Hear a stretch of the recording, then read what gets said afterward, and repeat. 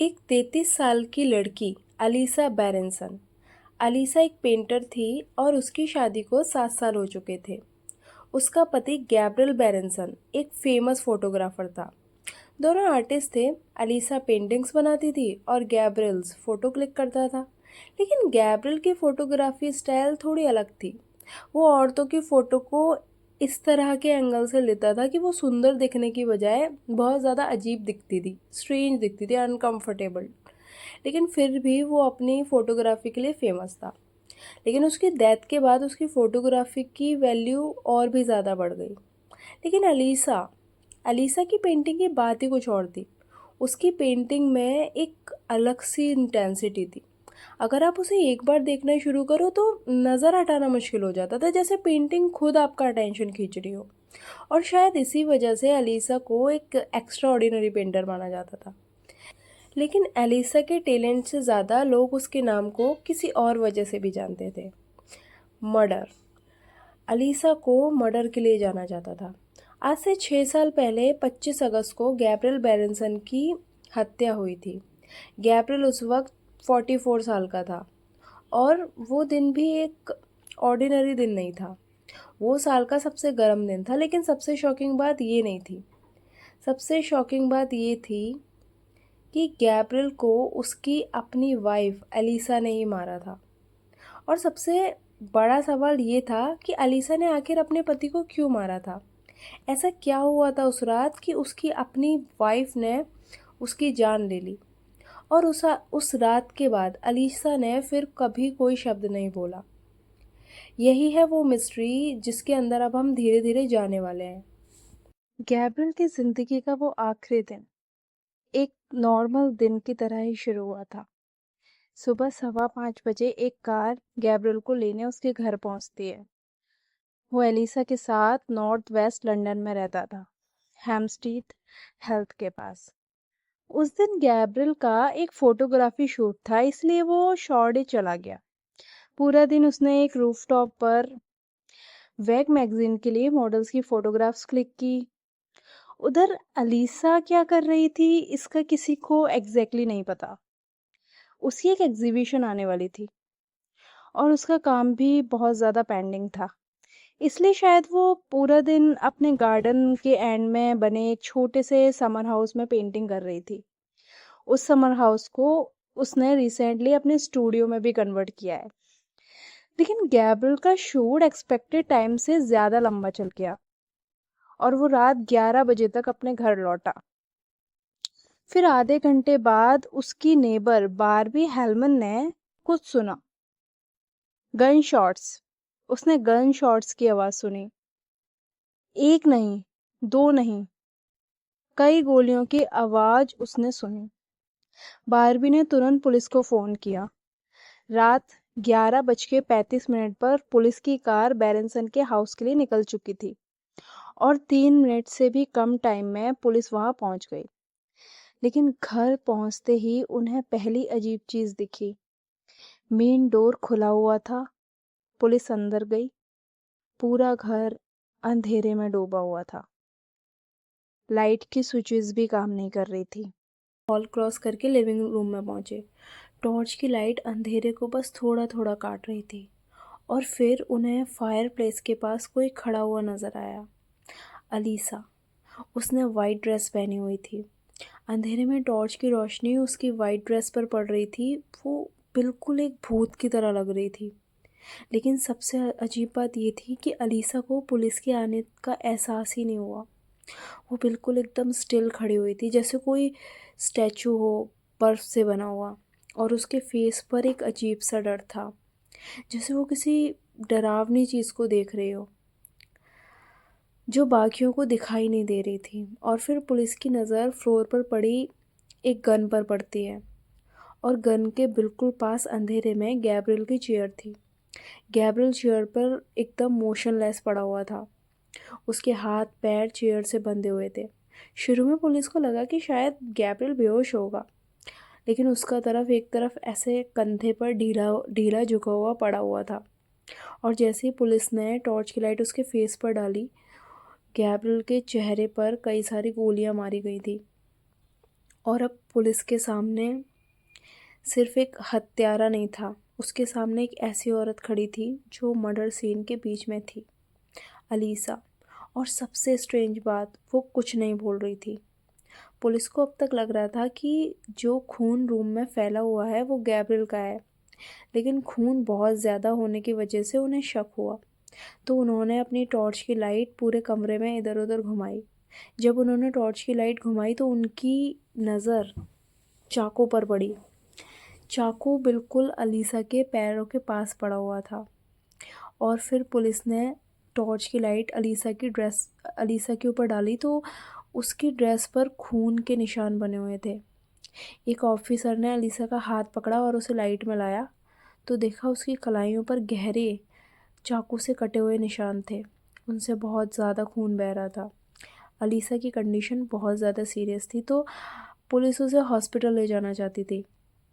लेकिन अलीसा, जैसे ही पुलिस ने उसे हॉस्पिटल ले जाने के लिए पकड़ा तो अलीसा अपने आप को छुड़ाने लगी। उसे कंट्रोल करने के लिए कई सारे पुलिस ऑफिसर्स आ गए। आखिर में उसे हॉस्पिटल ले जाया गया, लेकिन रास्ते में अलीशा बेहोश हो गई। उसका ब्लड बहुत ज़्यादा बह चुका था इसलिए, लेकिन फिर भी वो बच गई। अगले दिन पुलिस हॉस्पिटल पहुंची। अलीसा बेड पर लेटी हुई थी। पुलिस ने उससे कई सारे क्वेश्चंस किए, लेकिन लॉयर के सामने भी और अकेले में भी पुलिस ने कई सारे क्वेश्चंस किए, लेकिन अलीसा कोई आंसर नहीं दे रही थी। वो बस चुप थी। कभी कभी उसके जो लिप्स थे वो हल्का हल्का मूव कर रहे थे, जैसे लग रहा था कि वो कुछ कहना चाहती है, लेकिन उसके मुंह से एक भी वर्ड नहीं निकल रहा था। पुलिस फिर भी पूछताछ जारी रखती है, लेकिन अलीसा सिर्फ सिर्फ और सिर्फ चुप रहती है। वो कुछ नहीं बोलती। जब उस पर गैब्रियल के मर्डर का चार्ज लगा तब भी उसने कुछ नहीं कहा। ना उसने ये कहा कि गैब्रियल को उसने नहीं मारा, और ना ही उसने ये कहा कि गैब्रियल को उसने ही मारा है। उसने बस चुप रही, बिल्कुल खामोश। और उस दिन की खामोशी के बाद भी अलीसा ने कभी कुछ नहीं बोला। अगर अलीसा चुप ना रहती तो शायद ये एक नॉर्मल हस्बैंड वाइफ का मर्डर केस बन के रह जाता, लेकिन अलीसा की साइलेंस ने इस केस को बहुत ज़्यादा मिस्टीरियस बना दिया था। लोगों के पास सवाल था, आखिर उस रात हुआ क्या था? अलीसा ने गैब्रियल को क्यों मारा? और सबसे इम्पोर्टेंट बात कि अब अलीसा बिल्कुल चुप क्यों है? केस न्यूज़पेपर की हेडलाइन बन चुका था। महीनों तक लोग अलीसा के बारे में बात करते रहे, लेकिन अलीसा कुछ नहीं बोलती थी। हाँ, एक बार उसने कुछ कहा था, लेकिन वर्ड्स में नहीं, एक पेंटिंग के थ्रू। हॉस्पिटल से डिस्चार्ज होने के बाद जब अलीसा को ट्रायल से पहले हाउस अरेस्ट में रखा गया था, उसने एक पेंटिंग बनाना शुरू की। और शायद उस पेंटिंग में वो सब कुछ था जो अलीसा अपनी ज़ुबान से कभी नहीं कह पाई। उस पेंटिंग में क्या था? हॉस्पिटल से डिस्चार्ज होने के बाद अलीसा को कोर्ट के ऑर्डर पर एक साइकेट्रिस्ट नर्स के अंडर रखा गया था, लेकिन अलीसा की हालत देखकर चीज़ें बहुत ज़्यादा अजीब थी। ना तो वो कुछ खाती थी, ना कुछ बोलती थी, बस सारा दिन बैठकर पेंटिंग किया करती थी। और ये बात अजीब थी क्योंकि अलीसा नॉर्मली जब पेंटिंग किया करती थी तो वो अपनी पेंटिंग को शुरू करने से पहले हफ्तों का टाइम लेती थी, कभी कभी तो उसे महीनों हो जाते थे सिर्फ प्रिपरेशन करने के लिए। वो एंडलेस स्केचेस बनाती थी, कंपोजिशंस को प्रिपेयर करती थी, अरेंज करती थी, फिर दोबारा रीअरेंज करती थी, कलर्स के साथ एक्सपेरिमेंट करती थी, और जब फाइनली पेंटिंग जब वो स्टार्ट करती थी तो एक एक ब्रश स्ट्रोक को वो बहुत केयरफुली लगाती थी। एक पेंटिंग उसके लिए ऑलमोस्ट एक लॉन्ग प्रोसेस था, लेकिन अब सब कुछ बदल गया था। गैब्रियल की मर्डर के सिर्फ कुछ दिनों बाद अलीसा ने एक पेंटिंग कंप्लीट कर दी थी, और लोगों के लिए ये बहुत ज़्यादा हैरानी की बात थी। लोग सोच रहे थे कि इसका पति अभी अभी मरा है और ये औरत कुछ ही दिनों बाद से पेंटिंग करना स्टार्ट कर रही है। उन्हें अलीसा के अंदर गैब्रियल के मरने का कोई शोक नज़र नहीं आ रहा था। उन्हें बिल्कुल भी नहीं लग रहा था कि अलीसा दुखी है, इसलिए लोगों ने उसको कोल्ड ब्लडेड किलर समझना शुरू कर दिया था। लेकिन शायद हम यहाँ अलीसा को थोड़ा अलग तरीके से देख सकते हैं, क्योंकि अलीसा सिर्फ एक मर्डरर नहीं थी, वो एक आर्टिस्ट भी थी। और एक आर्टिस्ट के लिए इमोशंस को एक्सप्रेस करने का तरीका हमेशा वर्ड्स नहीं होते। हो सकता है अलीसा जो कुछ फील कर रही थी, जो कुछ उसके अंदर चल रहा था, वो किसी को बता नहीं पा रही थी, इसलिए उसने ब्रश उठाया और अपने इन कॉम्प्लिकेटेड इमोशंस को कैनवास पर उतार दिया। और शायद इसी वजह से इस बार पेंटिंग उसके लिए ईजी थी। हालांकि ऐसे दुख को ईजी कहना अजीब है। और जो पेंटिंग अलीसा ने बनाई थी वो कोई ऑर्डिनरी पेंटिंग नहीं थी, वो एक सेल्फ पोर्ट्रेट थी। अलीसा ने कैनवास के बॉटम लेफ्ट कॉर्नर में लाइट ब्लू कलर से ग्रीक लेटर्स में एक वर्ड लिखा था, एल्सेस्टिस। बस एक नाम, लेकिन ये नाम अलीसा की कहानी में बहुत कुछ छुपाया हुआ था। बस एक नाम, एल्सेस्टिस। ये नाम ग्रीक माइथोलॉजी से आया था। एल्सेस्टिस एक ग्रीक मिथ की हीरोइन थी, एक ऐसी लव स्टोरी की हीरोइन जिसकी एंडिंग बहुत ज़्यादा ट्रेजिक थी। एल्सेस्टिस अपने हस्बैंड एडमस से इतना प्यार करती थी कि जब उसकी जान बचाने के लिए किसी और ने सेक्रीफाइस देने से मना कर दिया तो एल्सेस्टिस ने खुद अपनी जान देने का फ़ैसला किया।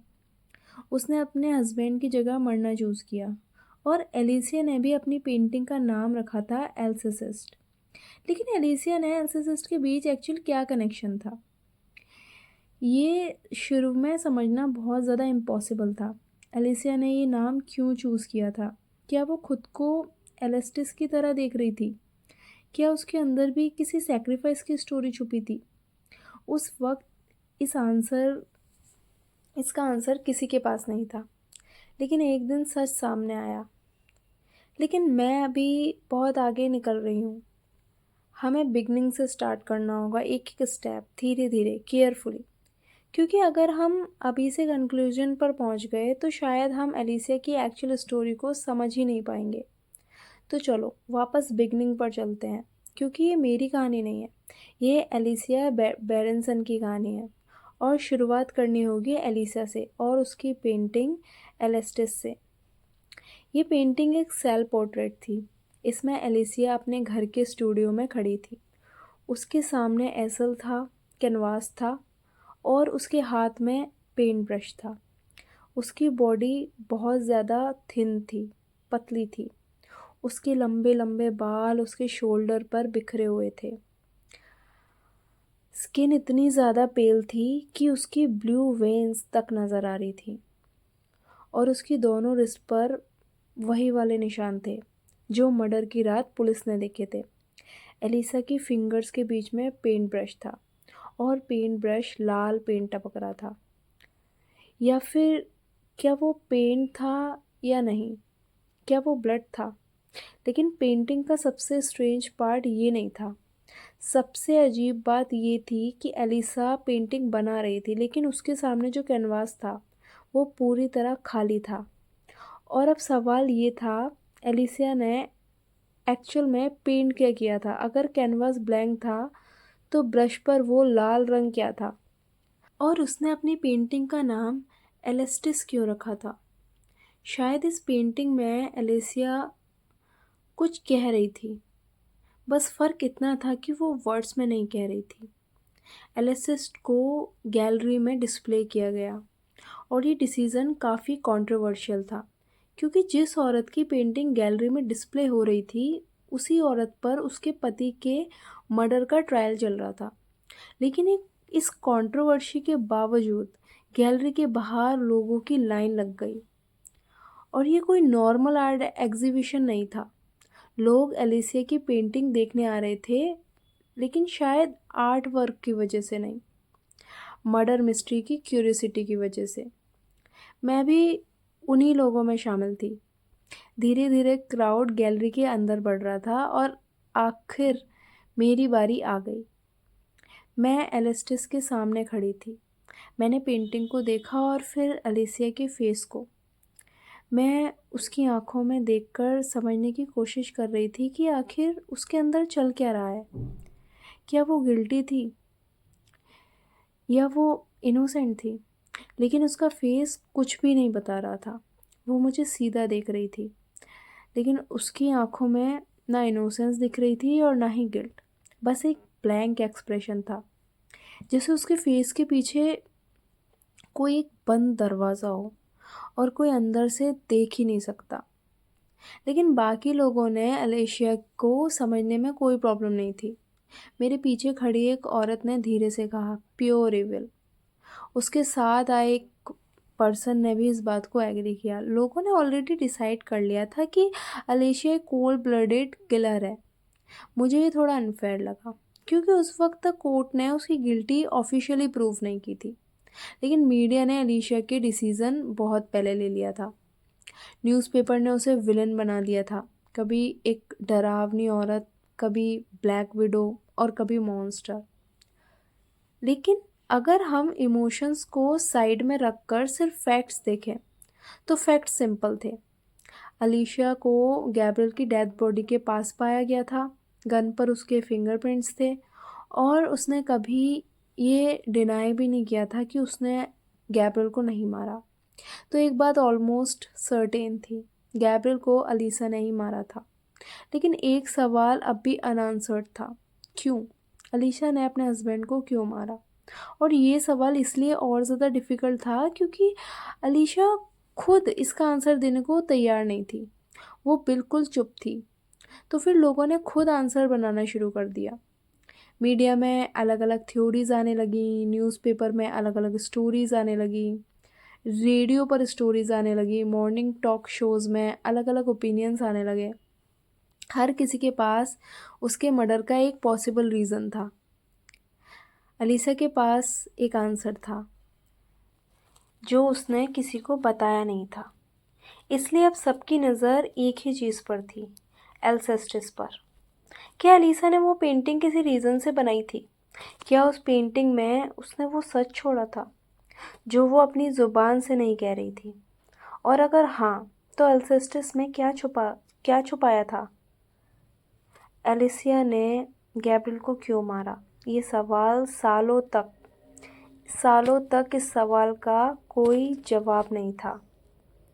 गैब्रियल की मर्डर के बाद सबके पास अपनी अपनी थ्योरी थी। कुछ एक्सपर्ट्स को बुलाया गया, कुछ लोगों ने अलीशा को जस्टिस करने की कोशिश की और कुछ लोगों ने कंडेम कर रहे थे। सबसे पहले एक थ्योरी सामने आई, शायद अलीशा अपनी मैरिज लाइफ में डोमेस्टिक एब्यूज़ का शिकार थी। शायद गैब्रियल ने उसे इतना इमोशनली पुश किया था कि अलीशा ने एक दिन अपना कंट्रोल तोड़ गया और उसने गैब्रियल को मार दिया। लेकिन फिर एक दूसरी थ्योरी सामने आई। कुछ लोगों ने सोचा कि शायद हस्बैंड वाइफ के बीच में कोई सेक्सुअल गेम चल रहा था जो गलत हो गया, क्योंकि गैब्रियल जब मिला था वो चेयर से बंधा हुआ था और फिर और पॉसिबिलिटीज़ थी जेलिस की। शायद गैब्रियल की लाइफ में कोई दूसरी औरत थी। शायद अलीसा को इस बात का पता चल गया था और जेलसी में उसने उसका मर्डर कर दिया। लेकिन ट्रायल में गैब्रियल के भाई ने एक अलग अलग बयान दिए, एक गैब्रियल की एक अलग पिक्चर बताई। उसने गैब्रियल को एक डिवोटेड हस्बैंड बताया, एक ऐसा पति जो एलिशा से जेन्युइनली बहुत प्यार करता था। तो फिर क्या हो सकता है? क्या मनी? क्या पैसे के लिए? लेकिन ये थ्योरी भी ज़्यादा दिन नहीं चली, ज़्यादा स्ट्रॉन्ग नहीं थी ये। अलीशा को गैब्रियल की मौत से कोई ख़ास फाइनेंशियल बेनिफिट नहीं मिलने वाला था, क्योंकि अलीसा के पास ऑलरेडी बहुत सारा पैसा था। उसके खुद के पिता से उसको बहुत सारी प्रॉपर्टी मिली थी, बहुत पैसा मिला था। तो फिर रीज़न क्या था? और यही प्रॉब्लम थी। थ्योरीज बहुत थी लेकिन आंसर एक भी नहीं। और सबसे ज़्यादा मिस्टीरियस चीज़ ये थी कि अलीसा चुप थी। उस दिन के बाद वो कुछ बोली ही नहीं। वो बोल क्यों नहीं रही थी? क्या वो कुछ छुपा रही थी, या वो किसी को प्रोटेक्ट कर रही थी? अगर वो किसी को प्रोटेक्ट कर रही थी तो किसको और क्यों? पूरी मीडिया अलीसा के बारे में बात कर रही थी। न्यूज़पेपर उसके बारे में लिख रहे थे, एक्सपर्ट्स आर्ग्यूमेंट कर रहे थे। हर तरफ अलीशा ही अलीशा थी। लेकिन इन सब शोर के बीच में एक बिल्कुल साइलेंस चीज़ थी, वो अलीसा खुद थी। जैसे पूरी दुनिया उसके बारे में बात कर रही हो, लेकिन जिस पर्सन के पास एक्चुअल आंसर था वो खुद कुछ बोल ही नहीं रहा था। इसी वजह से अलीसा एक मिस्ट्री बन गई थी। एक ऐसी मिस्ट्री जिसे लोग सॉल्व ही नहीं कर पा रहे थे। ट्रायल के दौरान जज भी उसकी साइलेंस से बहुत ज़्यादा फ्रस्ट्रेटेड हो गया था। जज का कहना था अगर कोई इनोसेंट है तो वो अपनी इनोसेंस लाउडली डिफेंड करता है, बोलता है वो। लेकिन अलीसा ने ऐसा कुछ नहीं कहा था, वो चुप रही। ना उसने इनोसेंस प्रूफ की और ना ही उसने अपनी गिल्ट कन्फेस की। और पूरे ट्रायल के दौरान वो एक बार भी नहीं रोई। मीडिया ने इस चीज़ को भी बहुत ज़्यादा हाईलाइट किया। उनके लिए अलीसा का एक्सप्रेशन एकदम फीका था, कोल्ड था, जैसे उसे गैब्रियल की मौत का कोई रिग्रेट ही ना हो, कोई दुख ही ना हो। एलिसा की जो डिफेंड टीम थी उनके पास सिर्फ एक ऑप्शन था, मेंटल हेल्थ।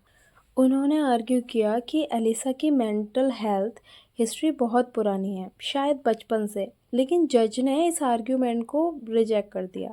फिर एक नाम सामने आया, प्रोफेसर लेज़रस डायमंडीज, फॉरेंसिक साइकेट्रिस्ट का के प्रोफेसर और द ग्रूव नाम की सिक्योर फॉरेंसिक साइकेट्रिस्ट फैसिलिटीज़ की क्लिनिकल डायरेक्टर। और शायद अलीसा की साइलेंस के पीछे छुपी कहानी को समझने में इसी आदमी की सबसे इम्पोर्टेंट रोल होने वाली थी, प्रोफेसर लेज़रस डेमेडीज। आखिर वो अलीसा के बारे में क्या जानते थे, क्या समझाने वाले थे? अगर आपको ये स्टोरी इंटरेस्टिंग लगी तो इसका अगला पार्ट मिस मत करना, क्योंकि गैब्रियल की मर्डर मिस्ट्री का असली राज अभी बाकी है। अलीसा ने उस रात आखिर क्या देखा था और वो मर्डर के बाद एक शब्द भी क्यों नहीं बोली थी। मिलते हैं नेक्स्ट पार्ट में। Thank you very much.